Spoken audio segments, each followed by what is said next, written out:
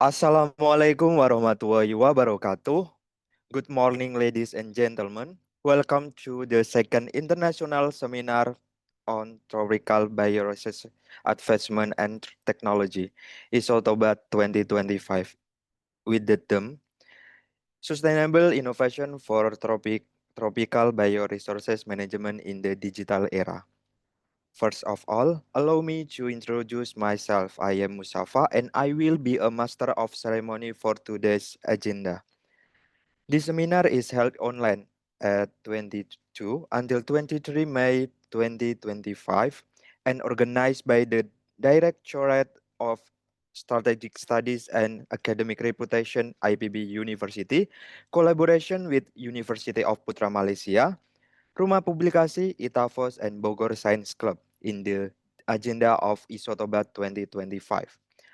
On the behalf of organizing committee, allow me to extend our gratitude and also our grateful feeling that we all are healthy, we all blessed with the health and also the opportunity that all can gather here. We would also like to welcome all of our distinguished keynote speakers, moderators, presenters, and participants of this event. Okay, the next agenda is that we will have a group photo session. Ladies and gentlemen, please turn on your cameras.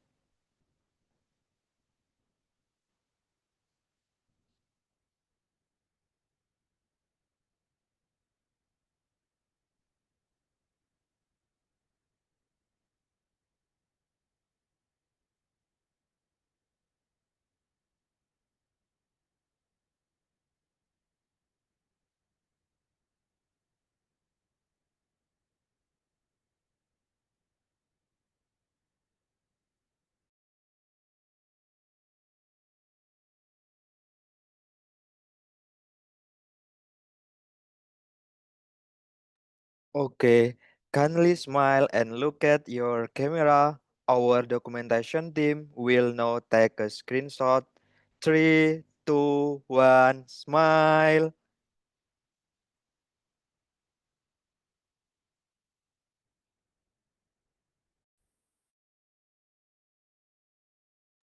Okay, in the next of take a screenshot in slide 2.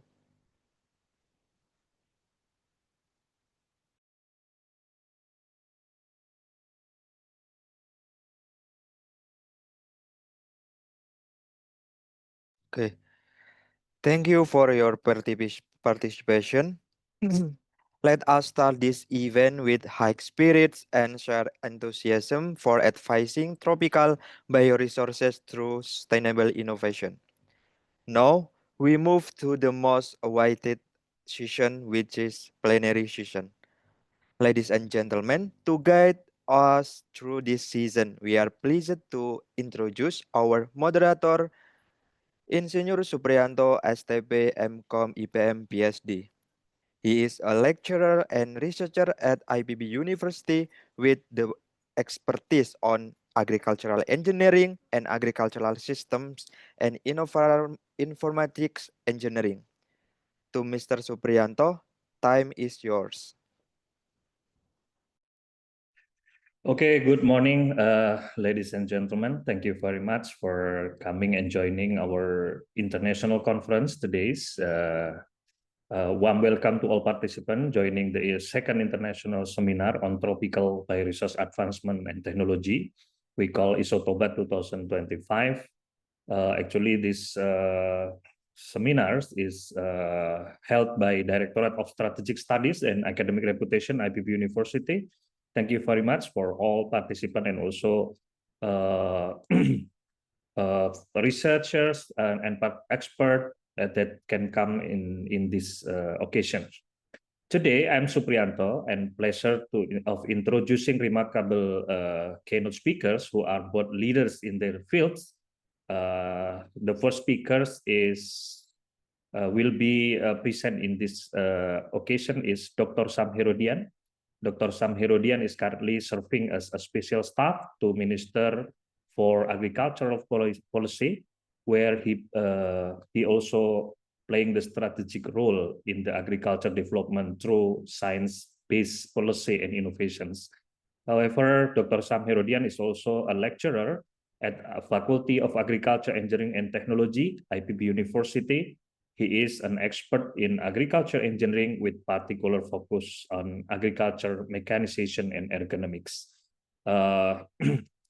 And will be our second keynote speakers is Dr. Fauzan Aziman, Director General of Research Development at Indonesian Ministry of Higher Education, Science and Technology.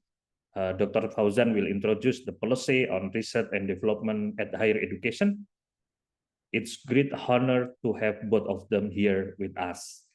Let's now begin the keynote session. To start this session, I'd like to invite Dr. Sam Herodian to deliver his presentation. Dr. Sam,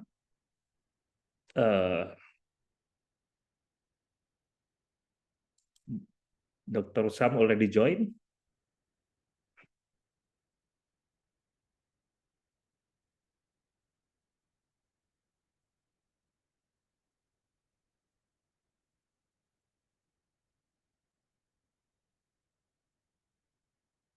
Okay, we just waiting for Dr. Sam Herodian.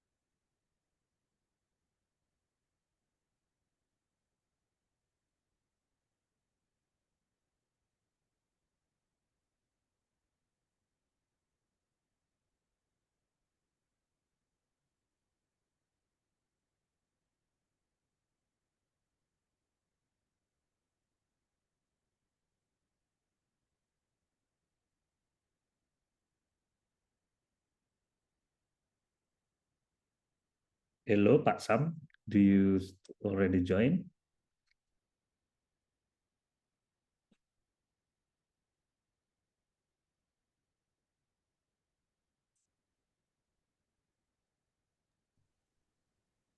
Okay, Mr. Supriyanto, maybe we have to wait the person, okay? Okay, thank you, thank you. We will wait Pak Sam to join.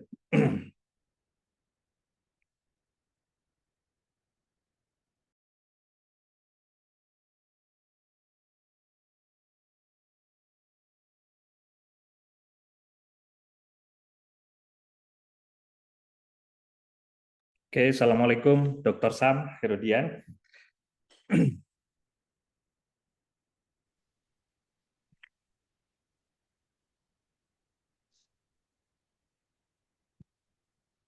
Assalamualaikum Pak Sam. Can you hear? Okay. Thank you very much for joining our international conferences, Dr. Sam Herodian. Welcome to the Zoom meeting today. Today, I'm Supriyanto. I'm pleasure to introduce to, we have one remarkable speaker, Dr. Sam Herodian. Dr. Sam Herodian is currently serving as special staff to Minister for Agriculture Policy, Ministry of Agriculture Indonesia. And also Dr. Sam is also a lecturer at Faculty of Agriculture, Engineering and Technology, IPB University. And he is an expert in agriculture engineering with particular on agriculture mechanization. And thank you very much, Dr. Sam. You can come to this international conference. To start, I would like to invite Dr. Sam Herodian to deliver this presentation. Dr. Sam, the floor is yours. Assalamualaikum warahmatullahi wabarakatuh. Thank you, Pak Supriyanto. Bismillahirrahmanirrahim. Very good morning and selamat pagi. First of all, Honorable Rector of IPB University, Professor Dr. Arif Satria, Honorable Vice Rector, Directors, Dean of Faculties, Directors of Strategic Studies and Academic Reputations, Institute of Tropical Agriculture and Food Security, University of Putra Malaysia, distinguished speakers and participants, ladies and gentlemen. First of all, let us praise and thanks the presence of Allah Subhanahu wa Ta'ala, the Almighty God, who has bestowed His grace and gift upon us all, so that today we can meet in good health at the event of the second International Seminar on Tropical Bioresources, Advancement and Technology 2025. I would like to thank you for today's invitation as part of an effort to realize food self-sufficiency. The agriculture sector has an important and strategic role in supporting national development toward Golden Indonesia 2045. You can see this in addition to being the major employment provider, 28% of people who work, state foreign exchange earner of more than 500 trillion rupiah, an important source of national economic growth, the main source of income for farming households, and more importantly, being able to provide food properly for about 287 million people of the Indonesian populations. However, food provision is currently facing various challenges at the global level. For example, FAO 2023 reported that 58 countries experience famine seriously. 757 million people in the world are malnourished, and 7 to 16% of Indonesians' population is vulnerable to hunger. The current global food crisis is occurring and triggering social and political conflict. At the ASEAN level, we see the Philippines and Japan facing a food crisis. In Malaysia, residents are even fighting for rights to meet food needs. The situation is exacerbated by the trade war, tariff war between the United States and China, which has affected almost all countries, including Indonesia. At the domestic level, agricultural development also faces various challenges, ranging from extreme weather and climate change, implication of geopolitical conflict, poor human resources quality, aging farmers, insufficient number of agricultural extension workers, challenges of being world's largest archipelagic state, and agricultural land as conversion. Ladies and gentlemen, to face these various challenges and obstacles, President Prabowo Subianto, to 8 Astacita missions, 17 priority programs, and 8 result program or quick win programs, has targeted the Ministry of Agriculture to achieve food self-sufficiency. In fact, on various occasions, the President of the Republic of Indonesia said that we must be able to achieve food sufficiency in the shortest possible time. As we understand that the first time Prabowo mentioned that we have to achieve self-sufficiency in 4 years, and then 3 years, and last time we have to achieve in only 1 year. This is very big challenge for us in the Ministry of Agriculture. There are 4 main government program focuses conveyed by the President Prabowo at the cabinet meeting on December 2nd, 2024, namely food sufficiency, free nutritious meal programs, energy resilience or biofuel, and downstream focus. To support effort toward a golden Indonesia, the Ministry of Agriculture has crafted a blueprint for food self-sufficiency 2024 to 2029, with a target of increasing agricultural GDP growth from 0.18% in 2023 to 4% in 2029. Therefore, starting in 2025, the Ministry of Agriculture will focus on several main level programs, namely open new paddy fields, land use optimization, agricultural water pump in rain-fed areas, increasing planting potential in collaborations with the Ministry of Public Works, and developing intercropping rice in plantation crops. There are 8 main cases that have been carried out by the Ministry of Agriculture to achieve food self-sufficiency, namely availability of irrigation facilities, availability of quality seeds, availability of subsidized fertilizer, developing intercropping dryland paddy field in palm oil plantations, open of new paddy fields, government procurement of grain by Bulog with the target of 3 million tons with equivalent to rice, involvement of army and as well as policemen. Ladies and gentlemen, with the various efforts that have been made, the production potential has yielded encouraging results. Based on area sampling frame, based on BPS data, the potential area of rice harvest is in sub-zone 1 from January to April 2025 is estimated at 4.56 million hectares, equivalent to 13.95 million tons of rice. It is the highest in the last 7 years. And the total potential rice production in January to June 2025 is 18.8, or an increase of 11.57% compared to the total rice production in 2024. In the same period, Bulog's government procurement has increased by more than 2,000%. Furthermore, the United States Department of Agriculture has predicted higher rice production in Indonesia. The national rice stock currently is 3.9 million tons and will continue to increase, the highest since the last 57 years, and entirely from domestic production without any import as of early May 2025. Ladies and gentlemen, one of the strategies carried out by the Ministry of Agriculture to strengthen self-sufficiency and food security is to strengthen innovation, modernization, and digitalization of agriculture.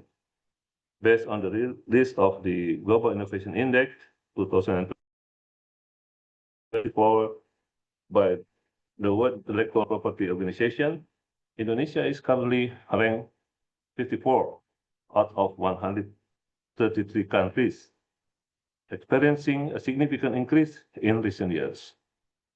From 87 in 2021, it rose to 75 in 2022, 61 in 2023, and finally reached 54 in 2024. This means that Indonesia's economic innovation capabilities have increased significantly in terms of both input and output of innovations, which can support the acceleration of agriculture modernizations. Modern agriculture is a new paradigm in strengthening future agriculture development and an effort to transform from traditional agriculture model to modern agriculture with the main goal of increasing agricultural productivity and reducing cost production as well as farmer welfare. The use of innovation technology is believed to be able to reduce production costs by up to 50%. In order to modernize the agricultural sector through technology, the Ministry of Agriculture involved the participation of the younger generations, including Generation Z, and the food brigade in the value chain from production to distribution, such as the implementation of the precision farming, development of greenhouses, and utilization of standing crop information. Modern agriculture is expected to be able to attract the interest of the millennial generations to the agriculture section through the use of various innovative solutions, adaptive techniques, and digital solutions. Ladies and gentlemen, the role of university in supporting modern agriculture is greatly needed, both as a source of innovation, agent of change, farmers' companions, intellectual actors, and even as modern agriculture business actor. I believe by joining hands, synergizing, and strong collaboration between the Ministry of Agriculture and universities, agricultural production can increase, and the government's target to achieve food sufficiency in the shortest possible time can be achieved soon. May Allah Subhanahu wa Ta'ala always provide ease and strength to all of us in carrying out this noble program. Amin ya Rabbal Alamin. Thank you very much. Assalamualaikum warahmatullahi wabarakatuh. Ministry of Agriculture, Andi Amran Sulaiman. Thank you, Pak Supriyanto. Yeah, Waalaikumsalam warahmatullahi wabarakatuh. Thank you very much, Dr. Sam Herudian, for your kind presentation today. And we got a lot of information about the Indonesian strategy to achieve the food sustainability and also food sufficiency in Indonesia. Thank you very much, Dr. Sam Herudian, for coming and joining our international conferences today. See you later, Dr. Sam. Yeah, thank you very much. Yeah. Very much.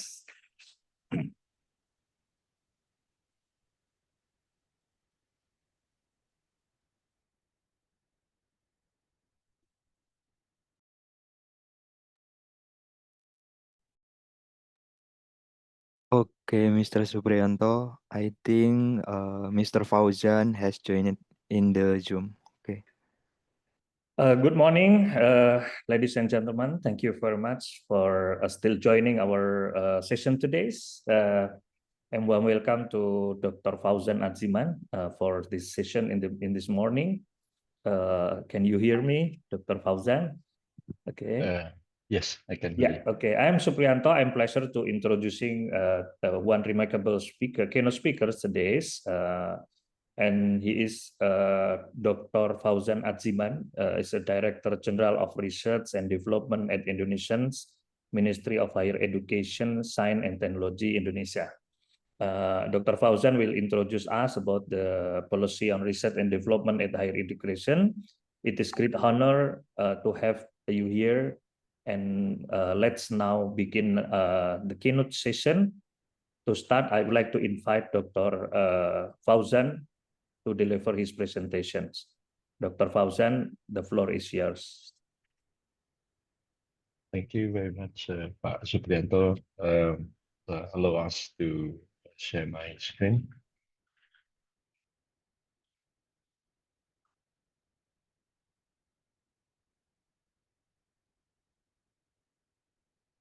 Just to check, are you able to see my screen? Okay, we can follow your screen. Yeah.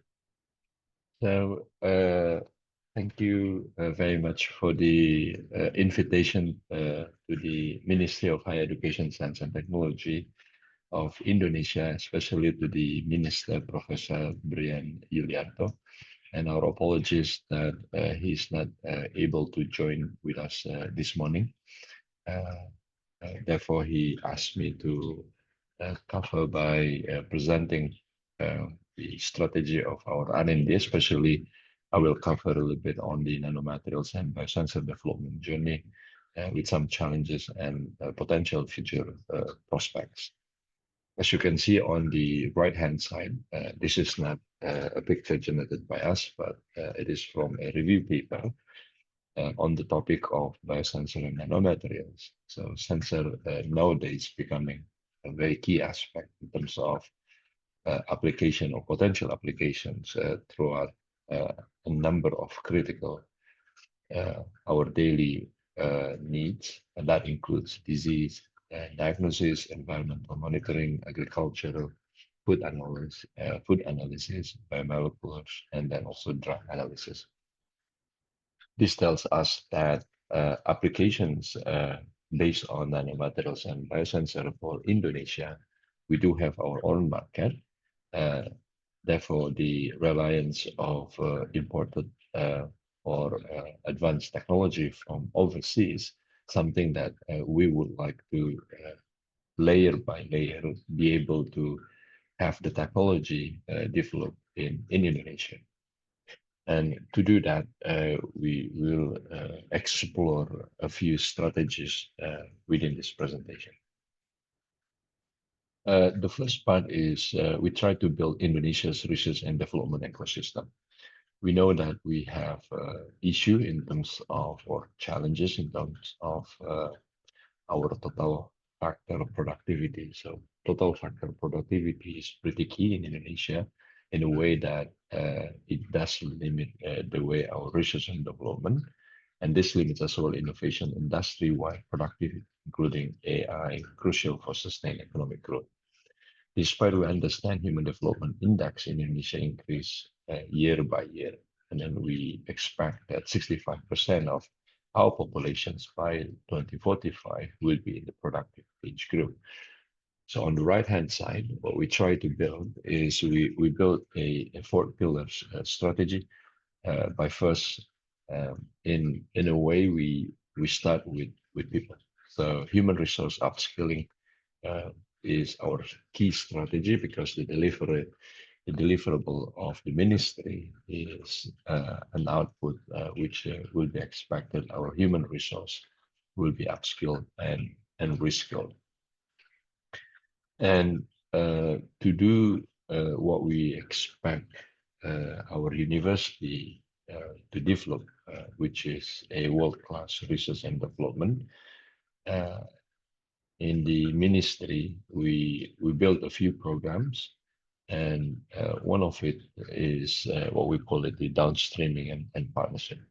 So by downstreaming and partnership, we mean that research in the university, we start to develop not only on the upstream part, but also on the downstream part, which means that research outputs will then be converted into products, and then those products will then be bridged so that can be used in industry. So bridging between university and industry will be key because this will ensure that there is a circular loop between research funding and then the economic generation or growth contributions from the research itself for our community. And then lastly, as our ministry key responsibility is to develop policies. So we are keen and also in a way to try our best to build what's so-called adaptive technology development policies. This is essentially a science-based policy. So when we create policy, the policy should be based on science, understanding the rationalizations behind it, and then it is based on evidence, based on data, and based on the needs of our community and of course as well our future generations. And then on top of that, we built a foundation. And in terms of foundations, we built both on the infrastructure side, which is the hardware side, and then the soft side, which is the for example AI side, or in biosensor or nanomaterials, that would be computational side. So whilst on the left hand side, it could be on the experimental side. And all these foundations will then assist development of different fields in Indonesia, which then can enhance our Indonesia's economy. The core of the technology of biomaterials and nanomaterials and biosensors, we hope could assist a number of different fields that include food security and of course health and think in a way as well it will assist in terms of biodiversity. And based on this, so the ecosystem we build, we then develop programs of research. So the key challenge that we have usually in developing our own research is that research based on topics or products. Whilst if research based on topics or products, essentially we split between different topics and then just focus on one key topic, or we focus to do research based on single capability. So we transform this so that research will focus on solving problems, or what we call challenge-based research funding. So this means that research needs to solve problems, especially problems required to be solved by our community and also by our country. So we identified, after discussions with key team in Danantara, there are 5 areas that particularly investment side is keen to focus on. The first is on AI, ICT, and automation. Second is on renewable energy. Third is on food and health technology. Fourth is on transportation and infrastructure. And then the fifth is advanced materials and nanotechnology. So this is an evidence that an institution such as Danantara is looking into advanced material and nanotechnology as a key areas for future priorities for investment in Indonesia.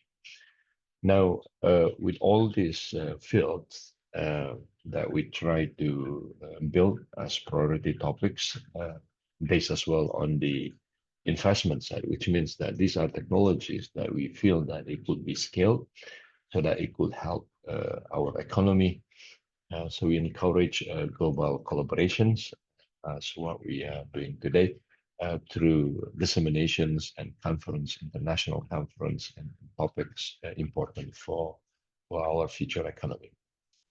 And this, we hope that we can improve the competitiveness of our research quality and then moving towards world-class quality.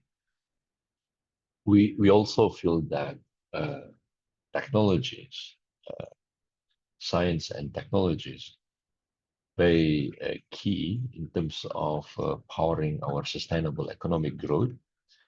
Therefore, we are building an ecosystem, so research-driven economic transformation, step by step, will be present in Indonesia.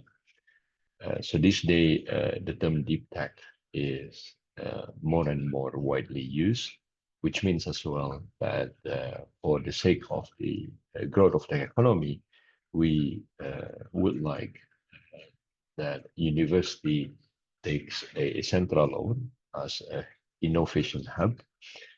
But the innovation hub wouldn't just stop at high quality papers. So the high quality papers should turn into IP, and then those IP can protect the development of technology, and then that will then become the part of the protection of technology, which can be transformed into business.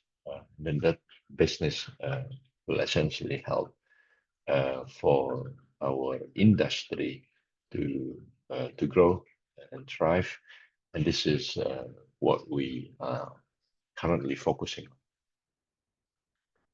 Now, we would like as well to explain a little bit on the transformations of our policy, that in the past, higher education's focus on talent, on the institutions itself, R&D, of course, and then science technology, and then engine for development.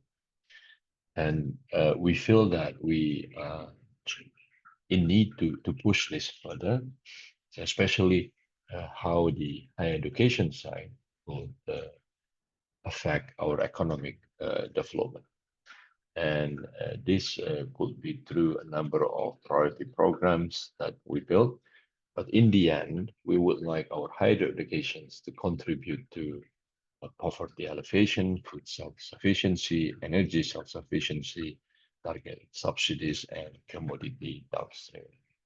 So we would like these priority programs, including development of science and technology talents, growth and strengthening of scientific culture in R&D, and resolution of national social and economic problems will be part of higher education. And this is our current policy in the development of R&D and science and technology. Now, in terms of the topic given to us, the nanomaterials and biosensor technologies, we've been seeing nanomaterials and biosensor technologies in Indonesia, especially spans over around 20 years. So that some foundational research groups started to appear in the mid-2000s. And then this effort have fostered a few novel solutions in healthcare, energy storage, and environmental monitoring. So we feel that nanomaterials and biosensors could help assisting the advancements of our advanced applications. We see also some breakthrough in electrospinning and then MOF, the metal organic frameworks, silicon nanowires in this area. Despite Indonesia faces challenges in our research continuity, we understand that we have challenges as well in terms of roadmap development and commercialization. However, opportunities still abound, and then we see that regional leader in these transformative technologies, and then we can then develop our own technologies by also benchmarking to their development.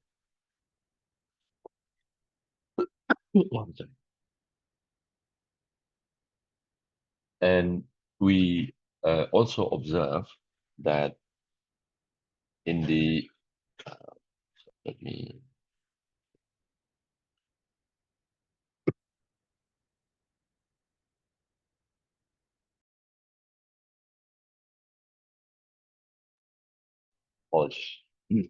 so in terms of historical development and institutional foundations,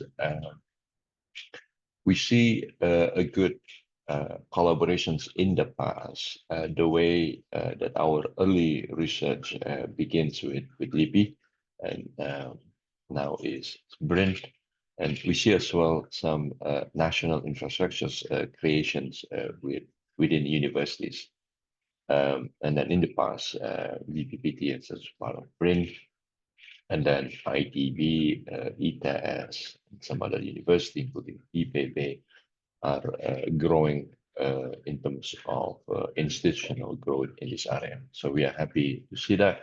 We just want to see more integrations in terms of the development of these technologies. Now, we see as well on the achievements and applications of these technologies, especially on the electrospinning, this prototype.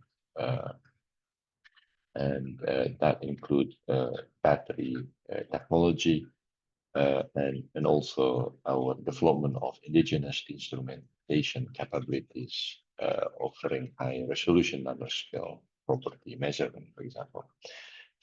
So in these technology precisions and higher resolutions becoming more and more inevitably important, that we have the technology, but we understand as well the cost of this technology is not low in terms of investment. Therefore, what we try to build in terms of research projections of travel is to build a diverse application areas, and that could also be including the nanobubbly oxygenated water. We feel the importance as well of computational material design. Computational material design is something that can be built with less cost compared to the experimental side. And this day, computational power is becoming cheaper. and then can be accessed through both hardware access in university and also, of course, over the cloud. So we feel that computational methodology design is something that I think in Indonesia we should be strong by building a strong layer of computational mathematics talent and also computational physics talent. So we would like to support this by expanding relevant infrastructures nationwide, trying to integrate so that we have more and more capabilities in terms of computational methods design. We see as well biosensor development and advanced applications driving innovations. I think this is key. MOFs and then silicon nanowires, they are key for the biosensor development due to their stability and functional versatility, supporting advanced sensing mechanisms. And these applications worth billions, and we feel that these emerging nanomaterials should get high attention in terms of investment in our research. We feel as well that the strategy biosensor road mapping is key to be developed, and I hope that through today's discussion and number of subsequent interactions between academics and also industries, especially today's led by IPB, could assist us on building strategic biosensor nanomaterials roadmap. We hope that the roadmap will help to accelerate medical, environmental, and agricultural applications. We see a few challenges in this area of development.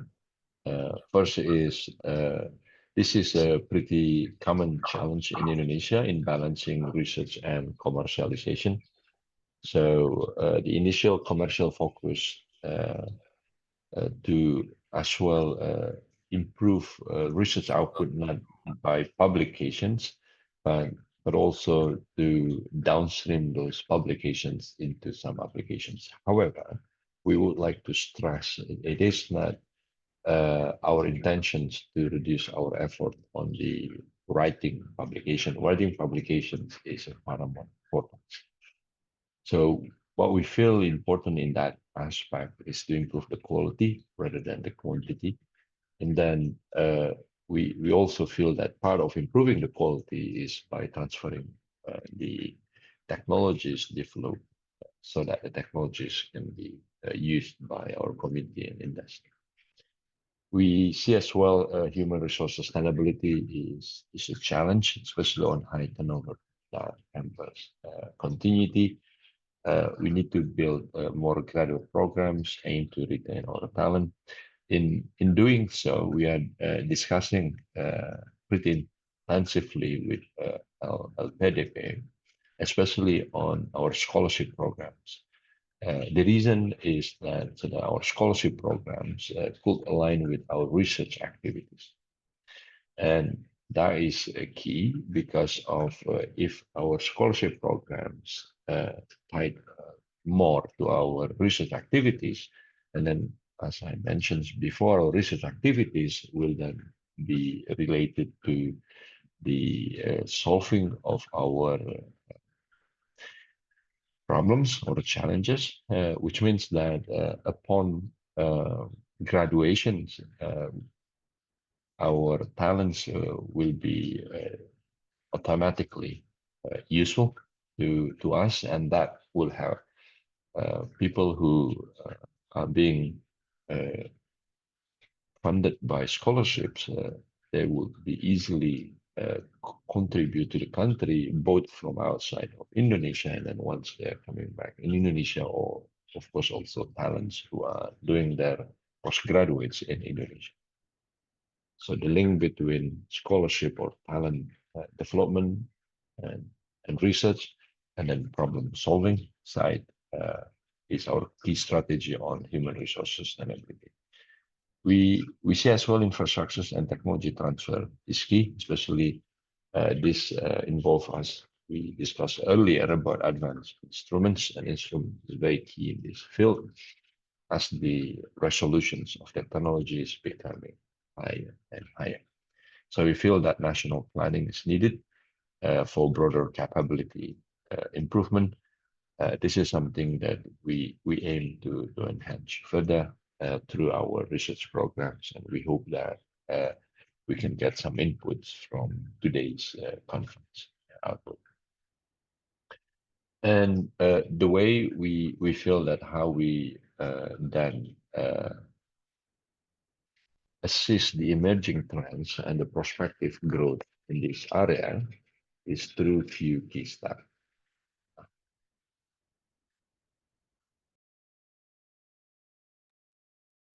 First is through international collaboration. So partnership with regional entities that support technology exchange and to elevate our research standards will be key. We are investing more and more in the infusion process, which means that interactions between researchers. So a building program, especially we will launch pretty soon through LPDP partnership. So the funding from the Ministry of Finance to improve our infusion or interactions between our researchers so that they can write papers with our international peers and our students as well can do research both overseas and Indonesia. And number two is, of course, on the development of the technology itself, such as the nanoscope, that shows a growing local expertise in sophisticated instrumentations. We are in the process of building focused development in terms of semiconductor, so instrumentations, the downstream side. On the ecosystem of that field, we are in the process as well to build a presidential decree under the coordinating Ministry of Economy. Therefore, we are in the process to assist further the ecosystem of indigenous technology development. We also see application expansion is key, especially on consumer products, energy storage, environmental monitoring, to provide strategic growth aligned with global sustainability goals. So those are the prospective growth. And just to come back on this key point that AI and computational advances in the technology is something that we feel that we should have stronger and stronger capability in this area. So we would like to endorse more and more AI-assisted material science development, the synergy of computation and experimental research. This could refine the biosensor development and industrial application, enhancing competitiveness both regionally and globally. Just to give you a perspective, the importance of AI, because AI is very key. Especially we do have as well national AI strategy. And as you can see that this will affect a lot in terms of different fields as well. So development of AI in biosensor nanomaterials definitely is something that we need to pursue. This is a simple chart on understanding the path of AI for science development in Indonesia. We would like to establish more and more AI for science guidelines. So hopefully as well in the discussion today, during the conference, we can see how AI can help the development of science in the field being discussed. And then we would like as well to achieve AI sovereignty, so that we have all the development within the country, so that we have a more ecosystem, less reliance on the overseas technologies. We see as well that this would have the realizations of Golden Indonesia 2045 vision. Now, this is what we prepare in terms of a number of funding scheme to assist two key pillars that we hope that we can support all the researchers and academies in Indonesia. So first pillar is the first pillar of world-class publication to research and development, and the second pillar is development of product quality oriented through bridging with industries and also community through partnership. We prepare a number of key funding scheme, and then that includes development of science techno parks. And we also build in a way that the funding scheme will be integrated from the